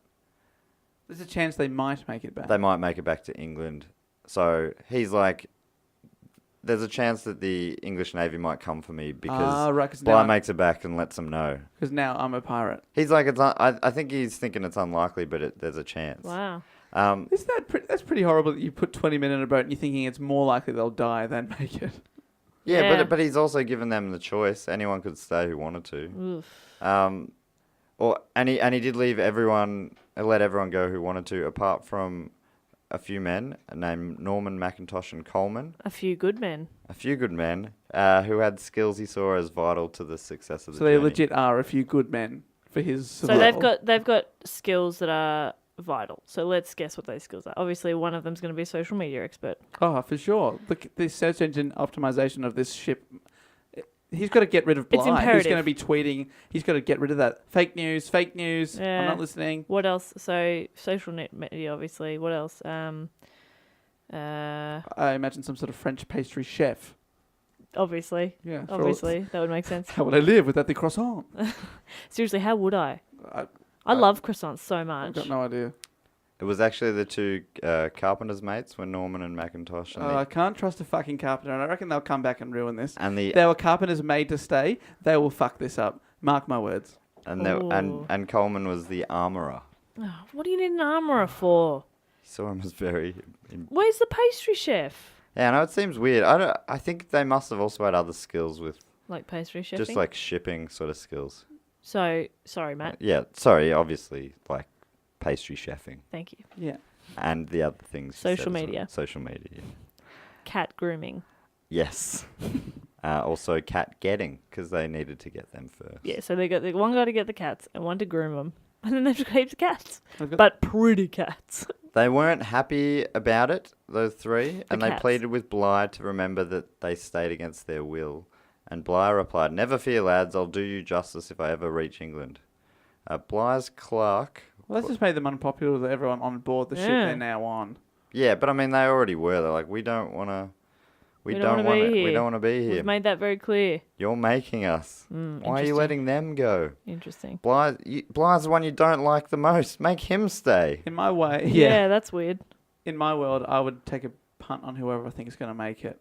Yeah, and you just would. go with them. I'd stick with my morals. Mine's the cowardly choice, I know, but I think a lot of people probably did that as well, right? Yeah, And for also, sure. like, because if you stay, you can't ever go home. You've just got to try and make your way on an island somewhere. But they fucking love that lifestyle. They did like that lifestyle, but they had that lifestyle in part because of the good relationships that they had with England, Cook and previous visitors. Oh, yeah, and Bligh knew the head. Yeah. And it Tahitian always guy. seems nice when you're on holiday, you know? Like a short period of time, you're like, I could live like this forever. And then, you know, you try and you go, actually, no, I don't want to live like this forever. Yeah, I don't want to live out of a suitcase. What am I doing? No. Bligh, come back. I don't want to live on this tropical paradise. Yuck. I want to go back to work. That was really fun. I want to go back to cold weather. Ugh. Bligh, Get me out of this sunshine. Bligh's boat was given food and water that would last for about a week or just under. That is not long enough. I Because feel- they're what, 6 months away from England? yeah, Giving them a but week? yeah, I think the plan immediately for Bligh was he could see volcano smoke from the island they wanted to get to, so they weren't that far away. It was definitely a possible thing.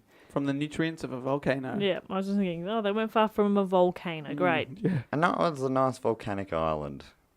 Oh, that's Um, nice. Tell that to the people of Pompeii. Yeah.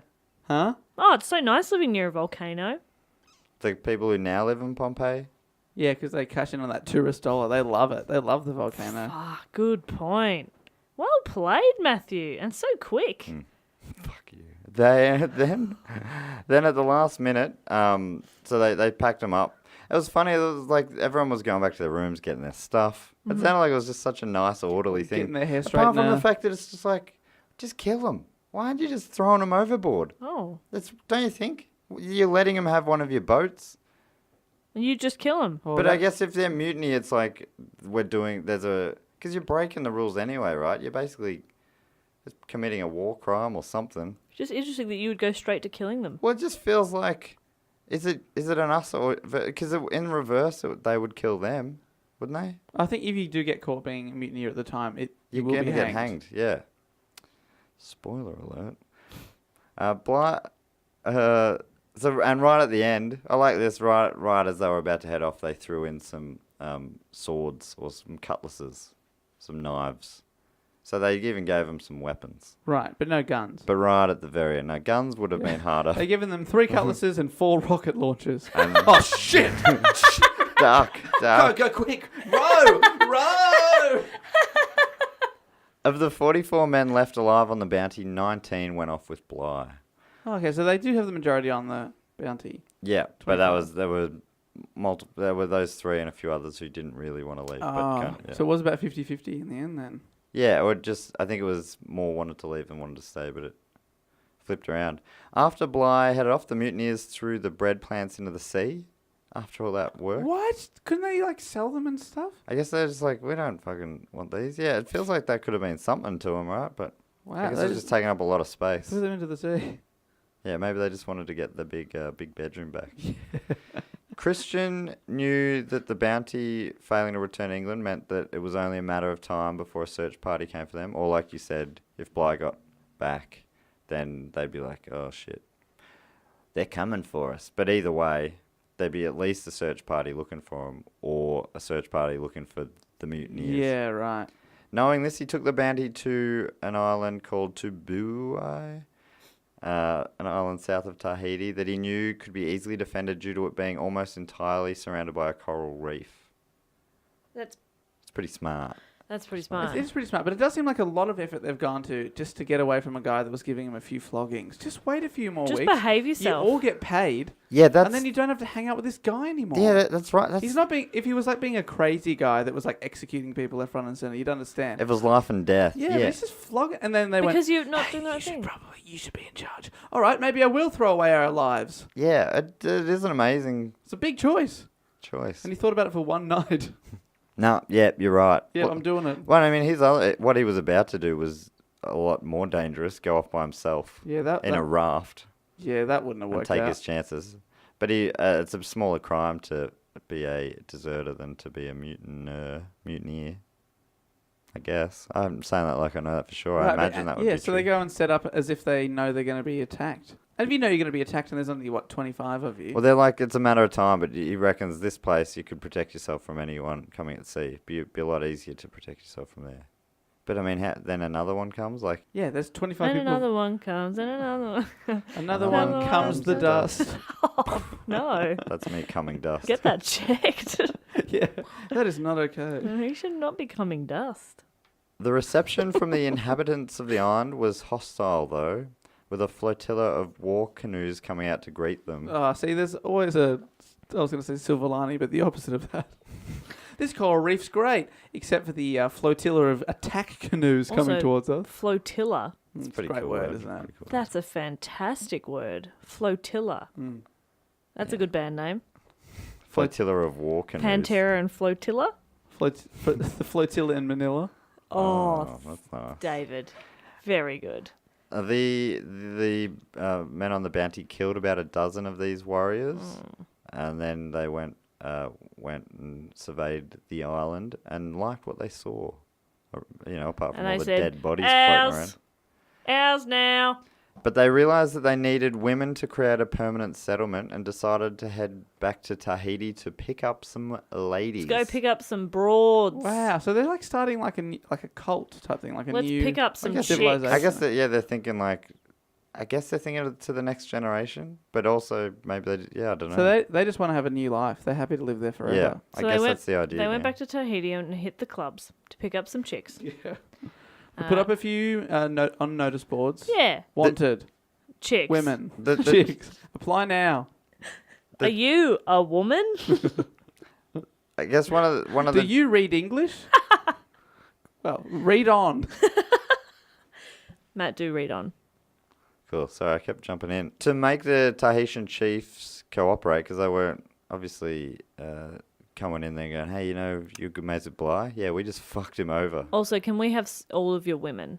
Thank you so much. Yes, so they needed a story, and the story they gave them was that Bly, Christian, and Captain Cook were founding a new settlement. Captain Cook was dead by this time, but they didn't realise that. Or News hadn't got to the the Tahitians. The Tahitians didn't realise that. So they accepted that, and that name drop ensured that they were looked after. Started name dropping. And they set sail back to Tubuai with 30 Tahitian men and women, gifts and livestock. So men and women? Yeah, more women, but also some men for helping with labour. Like building the settlement, I And guess. also just a bit of diversity. Sounds like the Tahitians just said yes to anything. Do they get anything out of it apart from the fact that they thought they were helping Captain Cook? No, I'm not sure. Like an exchange? Also, like, do they... how about those plants? Oh, fuck, we put them in the border. Yeah, and are they missing out a part where they've got guns drawn or anything like And that? did the Probably people not. want to go? Like, were they volunteers to go over there? Or was it just like, you, in you go, in the boat? In this case, I'm not sure, but and there are parts of this story where there were people taken. Well, you'll hear about it soon. Oh, no. That one, I imagine that some of them, why would you want to go on this thing? Adventure. Just a change of yeah, scene. maybe. Get away from your ex-boyfriend, do you know what I mean? Maybe, yeah, or maybe you're like, Captain Cook, we know and Yeah. respect him for some reason. I don't know. I just need to move. I just need to be like away from Jerry. I just need to get away from him. I need a fresh start. I think some space would be really good to help him move on because, like, I know I've moved on. Do you know what I mean? I'd like a coral reef between me and Jerry at all times. Yeah, Jerry's a creep. Wait, you went from wanting to look after him to call him a creep pretty quickly. Well, it's kind of like looking after him and looking after me. Do you know what I mean? Have you moved on, really? Do we need to talk this out? I don't want to talk about it right now. Okay, well, when we get to this island, once we get through the coral, I think we need to have a chat. Okay, well, you can't force me to open up to you. Like, I'll do it in my own time. I won't force you, but just know my hut door doesn't exist. So you can come in. We've got an open hut policy. Yeah. Okay, I haven't built it yet. Well, I mean, we're not even there. The hut, to be honest, isn't there either. But, okay, just to clarify that when you do build the hut, okay, this is like a 3-part question. Okay. Do you plan on putting a door on the hut? Yes. Okay. Second part. Once there is a door on the hut, is that an open door hut policy? Are you saying, like, I'm welcome to come talk to you anytime? Or are you saying, like, too bad, so sad, once there's a door on the hut, it's closed? No, look, I'm willing to take the hinges off the door again. No, I just wanted you to open it. Oh, well, look, this is getting very complicated. Do you want the door on or not? I think for, safety and privacy, keep the door on, but can I visit? And talk to you Look, if and when I'm ready. This isn't working for me. Oh my God. This is Jerry. Could we change her for another one, please? I feel like there needs to be a door between you two at all times. In real life or in that sketch we just did? All times. Interesting. The Tubai settlement was largely unsuccessful. Did I say any of those words right? Unsuccessful. You said was, right? I can't. It's really tripping me up, this word. Tubuai. It's the name of an island. How would you say that, Dave? Tubuai. How would you say that, Jess? Thank you. That's a follow-up question. Would you say Tubuai? Tubuai. Okay, great. Jess? Tabui. I like that better. The Tabui settlement was largely unsuccessful. Christian was unable to form friendly relations with the local chiefs. And the women. Possibly in part because they killed a bunch of their warriors not long before. A dozen. There were violent clashes with the locals also from then on, with one battle resulting in 66 of the locals' deaths. Oh, See, shit. That's it. That's gunfights Kill one with less one side or up with 4 guns. more. Right. 66 a good year, though. Saints' only premiership in 66. Yeah, my God. Also, England's only World Cup victory. There you go. What a fact. You knew that. Yeah, I knew that. His crew of mutineers were beginning to quarrel as well. So to bring it all to a head, Christian allowed a free vote, and in this vote, 8 of the men remained loyal to him. It's funny now, the loyalists. He's splitting the Out party. of the mutineers. He's splitting the He's party. splitting the party. It's no good. But the other 16 wanted to return to Tahiti to take their chances. Oh, boy. And that's what happened. Christian delivered those 16 men back to Tahiti, but he realised himself that he could not remain there after what he'd done, obviously. What, had they found out that it was a lie, the colony? The Tahitian chiefs that he'd taken the 30 people from. Do they find out that he lied? Is that why he can't go there? Not as yet, but that he knows that it's only a matter of time. Right. I did say that he delivered the 16 men, but it was only 15, as he again held Joseph Coleman against his wishes. Is this the builder? He was. Is it the same guy that was held before against it? Yeah, one of those. That guy's been fucked. Yeah, the what do they call him? Two Armorist. 2 times he said, "Who wants to leave?" Not you. Yeah. Oh, fuck. 2 times. Oh. It was again seen as being too valuable. On their return to Tahiti, the reception. So they delivered them though. The 16 or the 15 men. The Bounty sailed back to Tahiti to drop them off, and on their return to Tahiti, the reception was much less welcoming, as the Tahitians had learnt of their lie. A visiting British ship told them that Captain Cook had been long dead. And they were like, oh, hang on a second. Hold the phone. Fearing the Tahitians would react negatively to the lie, Christian decided to leave quickly, but not before hosting a party on the ship. Of course. Inviting mainly women. All right. When the party was really starting to get going, they cut the anchor Orgy. It's an rope, orgy, isn't it? and they sailed away with the guests. So okay, and have they dropped off the 15 that want to go home? They'd dropped them off, and they'd picked up 30 women. And with the orgy as a distraction. Coleman and the escaped orgy overboard sails on. That's a beautiful biography Coleman got title. off. and reached land safely. Yeah, so he Yeah, while everyone's banging, he was just like, I gotta go. Now's my chance. A few of the women Christian had abducted were a bit older, and he had no use for them, so he dropped them off on a different island. How Oh, fucked is that? oh no. He's picked them up without them knowing, sailed them away, and gone, oh, you're too old. You can't have kids, or whatever he's thinking. You can't do labour in either of the meanings. So we're going to drop you off on another island. So he's going, oh, you're old. We're taking you from your home and putting you over here. Sorry. Oh no. Bye. Sorry. Sorry, bye. I guess, again, he could have just chucked him overboard, so it's not the worst thing he could have Sure, done. he's a hero, is what It's you're the saying. second worst thing he could have done. Yeah, it was 2RC of the things he could have done. Second in charge of bad things. So at this stage, the bounty comprised 9 mutineers: Christian, Young, Quintal, Brown, Martin, John Williams, William McCoy, John Mills, and John Adams. And then plus another 20 Polynesian, 14 of which were women. Women. Of the 15 who were dropped off at Tahiti, there were mixed fortunes. Some built a boat with the thought of sailing to a Dutch settlement to surrender with the hope of proving their innocence, which is not a bad plan. Then there were others whose tactic was a little different. They just got drunk a lot. That'd be you, Maddie. Churchill was one of those, and so was Matthew Thompson. There we go. And they went down that route. Both of them ending up dying violent deaths. Oh. Yeah, well, what? Getting into a bar fight? Yeah, bar fights. They went to the saloon. The Tahitian saloon. On the wrong night. And with the wrong attitude. Wrong place, wrong time. And their heart ended up on the wrong side of their inside. Oh, no. The outside, that is. Their heart was extracted. While that was all going on, Bligh's plan was to sail to the Dutch settlement of Kupang in Timor. It was tough. This bit of the story could be its own episode, right? I'm bringing it down to one paragraph. They encountered rough conditions and they lost men. People died.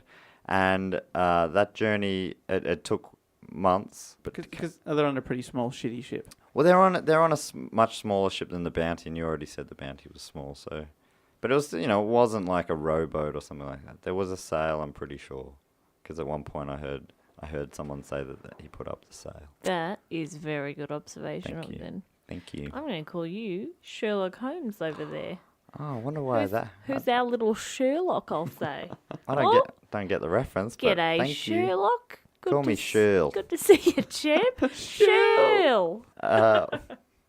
So Bligh, yes, cutting a long story short, on the 12th of June, they sighted the Timor coast, which is what they were heading for. Bligh described this moment in his journal. He said, "It is not possible for me to describe..." Did I just say he described it in his journal? Yes. And his comment was, "It is not possible for me to describe the pleasure of which the blessing of the sight of this land diffused among us." Among us. Among us. And on 14th of June, a few days later, with a homemade Union Jack flag hoisted, they sailed into Kupang. I did it with crayons. There, Bligh Some reported of the the mutiny. supplies they were given were crayons. Yeah. There, Bligh reported the mutiny. And from there, they headed across to what is now known as Jakarta, where they awaited a ship home to England. In the time of waiting for that ship, the Jakarta weather took out a few of the men. A few people died, and then on the journey home, a few more died. But Oh, no. Right, how many are left? a few, including Bligh, a few of the cool dudes. When Bligh landed in England on 14th of March 1790, news of the mutiny had preceded him, and he arrived a hero. What a weird way to become a hero. Someone overpowered you. Someone stole My hero. Someone stole your golf cart. You're a hero. In October... Yes, I am. Please take me to my hero quarters. Please call me a captain. Please. Please. Oh, sorry, we've changed your bedroom at home into a little nursery for pot plants. Not again. In October 1790, at a formal court-martial for the loss of the bounty, he was honourably acquitted of responsibility for the loss and was promoted to post-captain. So he's beyond captain. He's beyond it. You are beyond captain. He's like, I mean, there's like modern and there's post-modern and Yeah. there's like captain and he's like post-captain. Do you know what I mean? He had to deliver mail. He's the captain of the Captain post. of the post. In We've promoted you to mailman. Ah, shit. but Captain Mailman. Oh. Yeah, he leads the mailmen. In November 1790, the Admiralty dispatched the frigate HMS Pandora under Captain Edward Edwards to capture the mutineers and return them to England to stand trial. Pandora arrived at Tahiti on the 23rd of March 1791, and a few days later, all surviving bounty men had either surrendered or been captured. That's pretty quick. I reckon. Yeah. To get 'em. It's a quick turnaround. Eddie Edwards gets it done. Yeah, he is efficient AF. Edwards made no distinction, this is how efficient he is, he made no distinction between mutineers and those who claimed they had been detained on the bounty against their will. Don't care. They were all kept prisoner on the Pandora in a specifically constructed box referred to as Pandora's box. Ah. That's a fun noise. Failing to find any further information about the bounty's whereabouts, they sailed, because the people of Tahiti and the men who were left there didn't know. So he wasn't really able to get any clues from them. So when he couldn't figure out anything there, they sailed again in search of the bounty around the Pacific Islands, but to no avail. Giving up that search, Edwards headed for the Dutch East Indies, which seems to be a real hub. Hotspot. Yeah, that's where That's where all the good stuff is.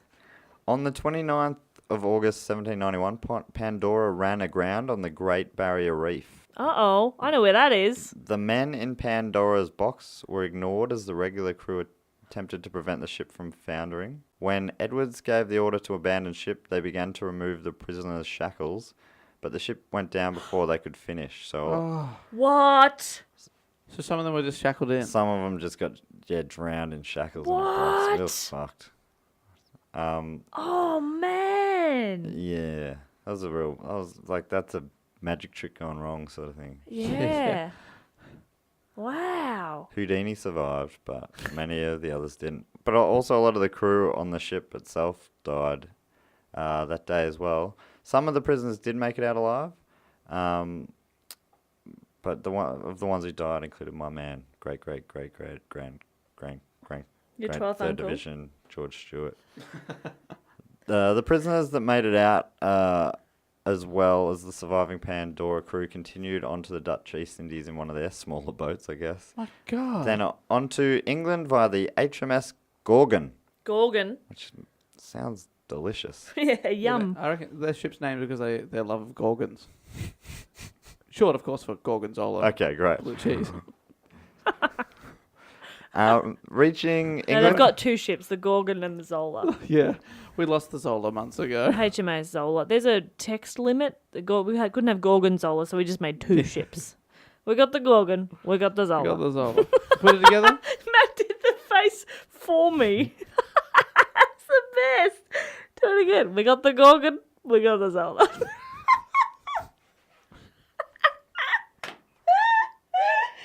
That's good fun. We have fun here. It's the kind of stuff you get live, you know? Oh, You'll man. see that. You'll get to Oh, experience that in no. the flesh. God, that'll be good. Reaching England, they then awaited trial. The prisoners included the 3 detained loyalists, Coleman, McIntosh, and Norman, We'd be pretty pissed off. to whom Bligh had promised justice. Uh-oh. Uh-oh. No, that's what it feels like that, but no, they get off. In some ways, I was kind of, it would have been way better for the story if they got fucked. Yeah. They got off instead. But instead they got off. They didn't get fucked, they got off. Yeah, Tahitian style. The green bone zone, whatever we call it. At the time of the trials, Bligh was on another expedition. This time, to again get breadfruit. They went and tried again. Give it up, you idiots. It's just fruit. Oh, no, we've looked it up. It's shit. It looks kind of It's weird. not going to take off. Bligh, mate, we've looked it up. Stop trying to make breadfruit happen. It's not going to happen. It doesn't happen. I'm in the future, you idiots. God, have a little bit of foresight. None of us had heard of it, and we're all educated. And we're all alive. And Yeah. you're not, so Yeah. you should listen to me. Yeah. I really like the name of the guy who presided over the hearings. So the court martial, and they do it on a boat docked in the bay, which I like as Why? well. Just go to a building. No, we're boat people. This is how we do it. It's a quirky, fun They're thing we boat do. people? Yeah. Oh, It's much easier to reenact stuff on a boat if you're on a boat. The Oh. jury can imagine what it would have been like. No, that's fair. Okay, fair enough. but so the guy who was overseeing it is Vice Admiral Lord Hood. It just sounds like a villain. I was expecting something so much better when you said you liked his name. It's just Hood. I enjoy that his Lord Hood, Vice Admiral Lord Hood. He sounds like a Star Wars. Yeah. like that his Bad title guy. is about 10 syllables longer than his actual name. Hood. Vice Admiral Lord Hood. Oh. Oh. That was disappointing. Everything about that was disappointing. Sorry, everybody. Blythe's surviving loyalists provided testimony against their mutineers. The court did not challenge the statements of Coleman, McIntosh, Norman, and Byrne, all of whom were acquitted. That was the... Sounds like everyone else should have been like, yeah, I was one of them.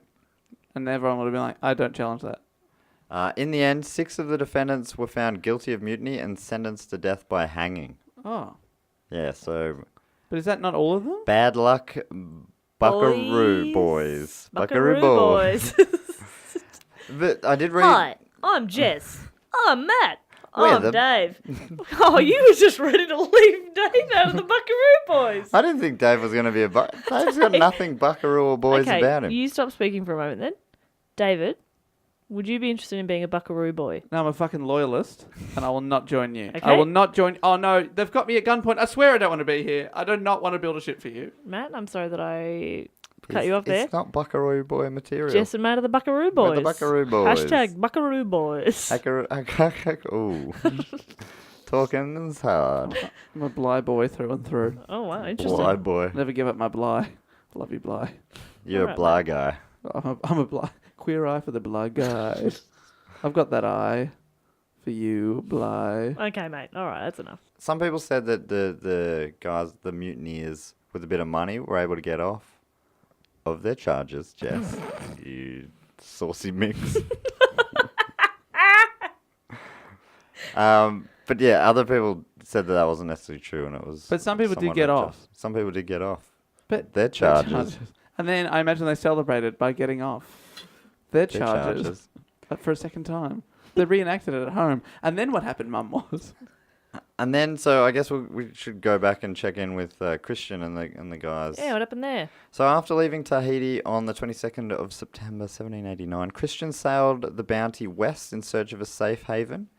He then formed the idea of settling on Pitcairn Island. Have you heard of Pitcairn Island? Pitcairn sounds If nice. you've heard of Pitcairn Island, you would have heard of it because of this, because it was uninhabited beforehand. Its location had never been definitively recorded. It was where they thought it was, or where it was down on the maps. It actually wasn't there. They had to search around for it. So they saw that as being as a benefit for them. Oh, because people can't find them. A bit harder to find. It almost like it doesn't exist there.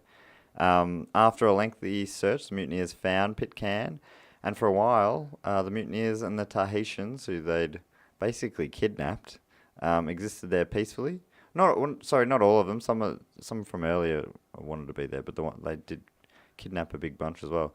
Christian settled down with Isabella, who was still there with him, and they had a son named. Yeah, fuck. It's weird that I've just allowed him to make that a thing. Yeah, it is interesting. Not Isabella. Her real name, which I'd have to scroll. Yeah, no, don't scroll back. I'm sorry. It's just easier to remember. Yeah, he was now, right. Yeah, Christian now I was get right. it. Now I get it. Because I just think, what was his ex-girlfriend from England's name? Isabella. Yeah, that's There it right. is. That's what this. A normal name, you mean?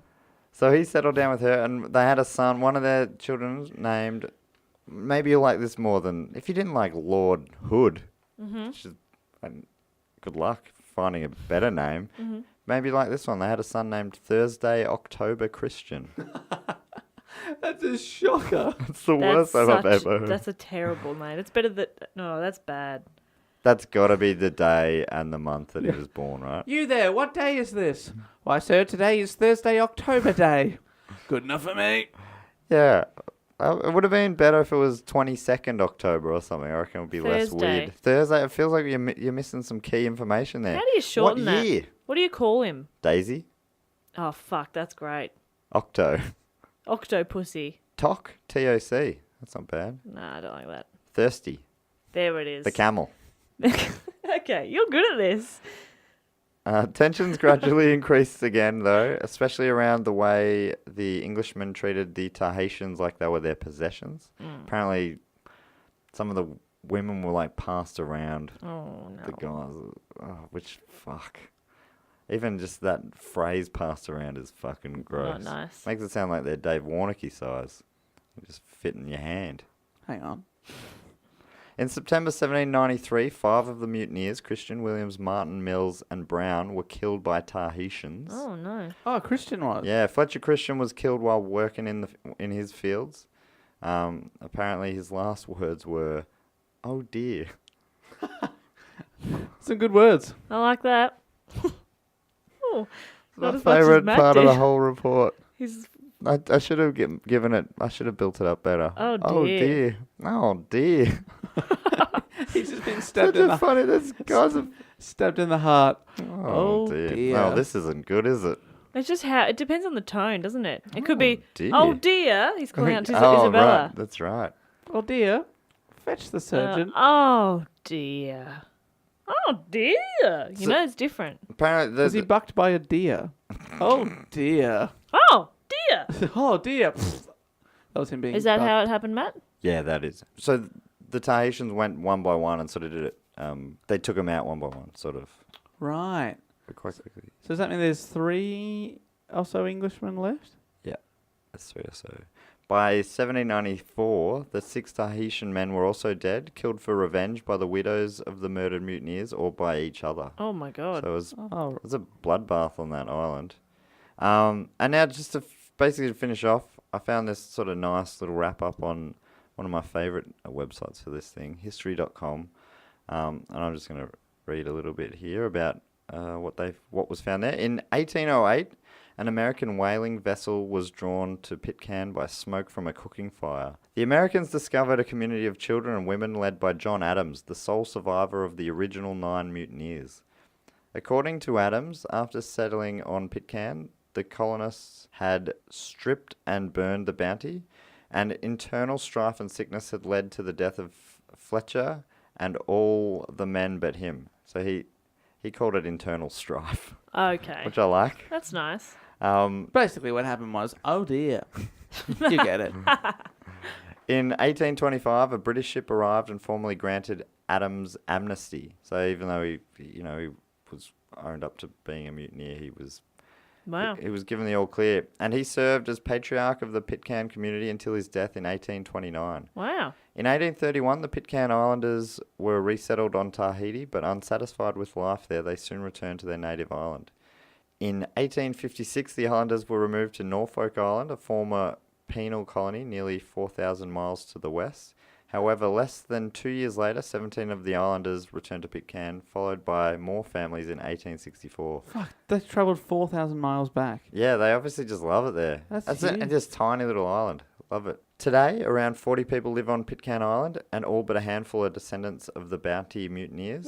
Wow. About 1,000 residents of Norfolk Island, half its population, trace their lineage from Fletcher Christian and the 8 other Englishmen. So, Wow. yeah, so there's over half the of Norfolk Island. Wow, so they're direct all- descendants. That's amazing. So their culture there is like it's really locked into that, the whole Bounty mutiny. Totally, and they're that's all incredible. very closely related. Yeah, well, yeah, Half of them. half of them. Wow. That's fascinating. I didn't know that. So that's kind of the end of the story. It big feels like it story. maybe is almost the biggest one I've tried to do, and there's huge gaps in there. But the fascinating thing, the 5 movies though, 4 of them you can see. I tried to watch one last night, fell asleep quite early. Which one did you choose? Because I was just rented off iTunes, and the Mel Gibson one wasn't on there, so I went with the one my dad recommended, which was the one with Marlon Brando. Wow. Cool. So I'm Very cool. probably gonna go watch it now after this. But Marlon Brando's portrayal of Fletcher Christian was super camp. He was a real dandy boy. He rocked up to board the Bounty wearing like this really silvery sort of funny suit thing. It was weird. Wow, There was was something it really set strange in about the it. actual time? Or was Yeah, it was set at the time, and there was like even in the first 10 minutes there was all these inconsistencies. Like he hadn't met Bly before, whereas they had. I always Right, find and that was it weird y- when they do a movie. Like there must have been a reason for Yeah, that. but why do you pick this historical event if you just want to change it anyway? Yeah, it just seems like he could just be like, yeah, remember me? So, and was it a young Brando? It was a young Brown. It was 63. The movie was. Cool. But here's a fun fact, I guess, to finish on, and it's I'll about decide. that movie. I'll decide that. All right. That's probably true. This is something that my dad told me, and I just looked it up before. Tahitian actress Terapea, who played Brando's love interest in Mutiny on the Bounty, became his third wife in 1962. This bit isn't fun, but yeah, that's sort of, they actually married his on-screen, I guess the Isabella character, actress. And that's fun. Is that a fun fact? No. I mean, it's sweet. I don't know if it's... He owned an island. Basically, you're just telling me that two people fell in love. I don't know if that's fun. It's just kind of... I'm into it. Oh no, what have I done? Just saying. Why do you plan this up as a lonely Jess would feel sad about this? Or no one buys it, Jess. No one buys that I'm lonely? No. Well, I am. You're just going to get more creep tweets. Fuck, no, you Hashtag creep tweets. You make that happen.